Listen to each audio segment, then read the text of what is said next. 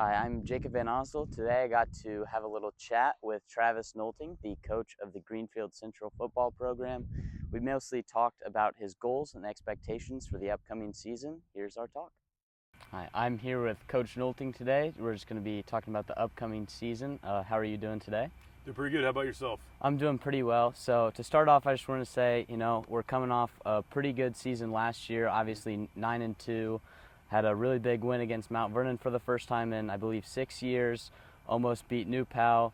What are you kind of expecting? Kind of settling into the start of the year this year. What are you hoping for so far? We lost some good guys at graduation, so obviously, having guys step up and fill those roles of the guys we lost, like Jake Hinton and Reese Hill and Connor Dotson and Kirk Kinnett, and Lane Wadle, all scholarship level players, and then not to mention the other guys we lost as well to graduation. So I think every year you have to try to build up positional depth so that you can reload instead of rebuild, and I think we've done a good job of that because I really like the squad we have this year. Were you satisfied with how the season went last year? Well, I'm probably never going to be satisfied, Jake. So in my world, if you're satisfied, you're complacent, and we're not a complacent team. So we still have objectives to complete. We've got to beat New Pal. We want to win the conference. We want to win the sectional, and to do that, we have to play at a high level all the time. And again, never be satisfied. Would you say the attitude towards Greenfield Central football has changed in the last few years?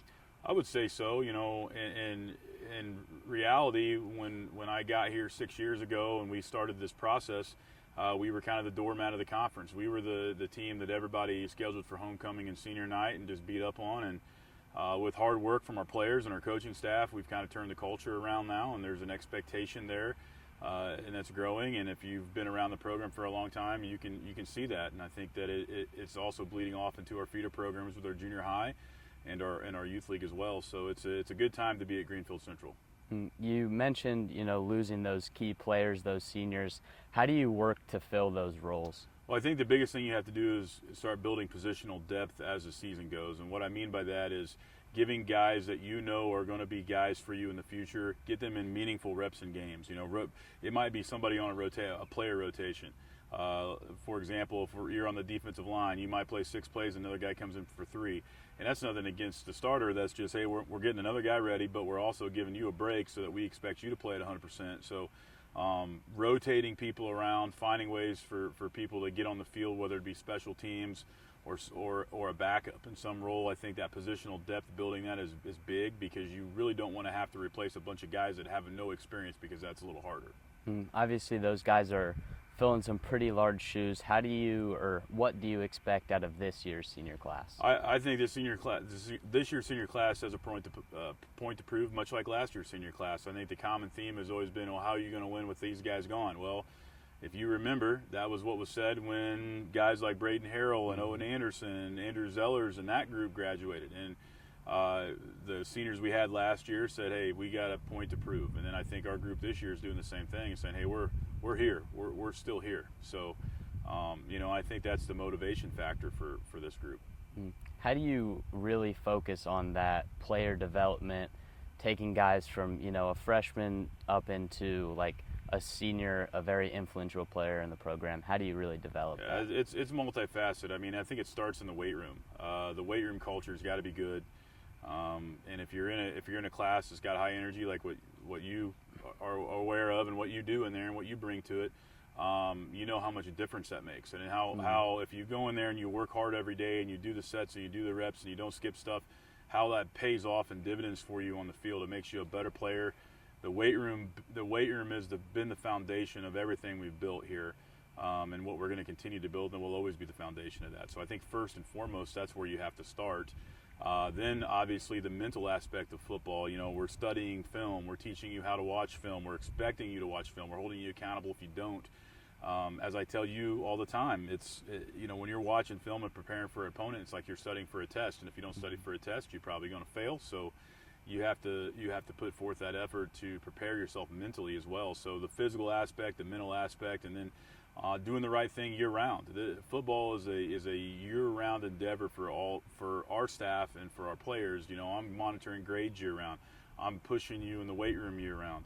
If we just said, hey, the November's over, December we're taking off, and we'll see you again in June or whatever, that we wouldn't be where we are. So that continued work is vital to the success of the program. And with a lot of younger guys or kind of newer starters on the lineup, how are you expecting those guys to perform this year? Well, we've had one game so far, Beech Grove. Really weren't challenged that much in that game, but I think for the most part, a lot of our guys that we had questions about have stepped up. We've got another game tomorrow night against Greensburg, and then week 3 against Mount Vernon. So the objective is just to try to make yourself a little better every day. I do like who we have. I like, especially on our offensive line, we got a lot of young guys. There's no seniors currently starting up there, so all those guys are going to be back again next year too. So that's going to provide a lot of help in a lot of ways. So getting those game experiences and things like that, as I mentioned earlier, is big. But I think we're expecting a lot out of those guys.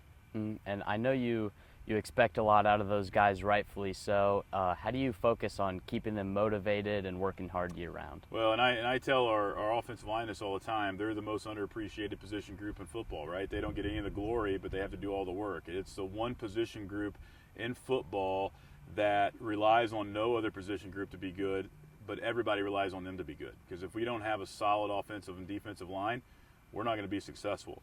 And it's a little easier to get a little notoriety in defense because you can get sacks and tackles for loss, and people see that and they see those statistics. But when you're an O-lineman and you got to grind and your name's not in the paper every week, it's tough. It's a pride thing, and I think our guys have done a pretty good job of taking pride in that. Now, they'll always hear it from me. I don't care who we have running the ball back there, throwing a pass. If we don't have it done up front, we're not going to be very good. So they're the most important position group we have on the team. As a team, kind of as a whole, what are your expectations going into this season? Well, I think the biggest thing is continuing to have a bunch of firsts. And one of the firsts this year, if we can accomplish it, to have a winning season again, it will be the first time in school history that we've had 4 consecutive winning seasons. And I think that's a big, big thing. And I think if we can accomplish that, that'll take the program another step as well. And then obviously competing in our conference at a high level and competing in the sectionals. I mean, the last couple of years we've been really close, but we're still climbing the mountain. We still haven't been able to plant the flag yet. So we're going to continue to work until we do. And how have those goals changed from obviously when you first started here until now? And I think you have to look at too, like when the first couple of years we were here, the goals were teach the team how to compete. Because when I inherited the program, they had just come off an 0-10 season. I don't know if the program probably was maybe it might have been at the lowest point it ever had been. So we had 49 players. I mean, your older brother was part of that group that helped us lay that foundation, and went through that process and went through those tough years of getting us back to competitive. And I have the utmost respect for those guys. And the one thing that I told them all along was, you guys are going to be remembered for starting this, for building the foundation of what we're building. So I think the focus back then was teach the team how to compete. And once we taught you how to compete and fight in games, then it starts shifting into winning. And then once you start shifting into winning and the expectations there and you expect to win, then you got to win the big ones, right? The big games. You got to start winning the New Pal games, the Mount Vernon games, the Delta games, the Pendleton Heights games. And if you are doing that and you have that expectation, then you have a little bit more mental toughness. So the adversity of losing, in a situation where somebody scores a touchdown on you, you're not down. You're motivated. You come back and fight back. Pendleton Heights game last year is a great example of that. We were down in that game, and you guys fought back, and we won. So, I think that's how it's changed. Is you've got to shift your focus from teaching them to compete, teach them to win, expecting to win, and then further developing it after that. You mentioned New Pal, Mount Vernon, some other teams. How do you work to kind of prepare yourself and the team and the other coaching staff the week of one of those big games? Well, it's like I've told you guys a bunch of times, the question that you have to ask yourself every day when you leave the weight room or you leave the practice field or you leave the coach's office is, have I worked hard enough to beat New Pal this week? We haven't beat them yet in my tenure here. We're going to strive to compete and do that and work as hard as we can until we accomplish the goal. It's a relentless pursuit. And that's how you have to approach it, and that's how you have to approach life. You have to go in there and just battle all the time. So I think that's the biggest thing that you have to ask yourself is, have I worked hard enough to beat whoever you're trying to beat that week? And what would you say, you kind of have, but what's the mindset going into that week? How do you handle going against a team that you know could be one of those like problem teams? You know? Well, I think what you have to do is you have to prepare every week like you're playing one of those problem teams. It doesn't matter how good or how bad a team is, every week has to be focused and sharp and crisp, and you have to go in every week like you're playing for a sectional championship. That's how your team has to address things and approach things, and it's how we as a coaching staff do. I know that I can tell you, we the last 2 weeks we have not skimped off on scouting. We are scouting Beech Grove. We are scouting Greensburg. We are practicing and we're preparing like it's a New Pal week or a Mount Vernon week or any other week for that matter. Mm-hmm. You already mentioned, the team's going for potentially the first 4 consecutive winning seasons in a row. What are some of the other big goals this year as of like a sectional championship, stuff like that? Sure. I think you got to win the rival games. I mean, I think, competing to beat Mount Vernon is a big one. That's always a goal. Obviously, New Pal being county schools as well is competing to beat them, and then Pendleton Heights in the recent years has really grown into a really big rival game for us too, because it's they got kind of the best of us for a couple years, and we've kind of gotten the best of them for the last couple years. But it's usually a dogfight. It's usually a really highly competitive game. I think those big games, like I talked about winning the big game, those are goals. Obviously, you winning the conference, winning the sectional, competing for far into the tournament, the ultimate goal being a state champion. I think those are the things that you're striving for all the time. But, as far as our program, like I said, the 4th consecutive winning season will be huge for us. Well, thank you, Coach. That's all we have for you today.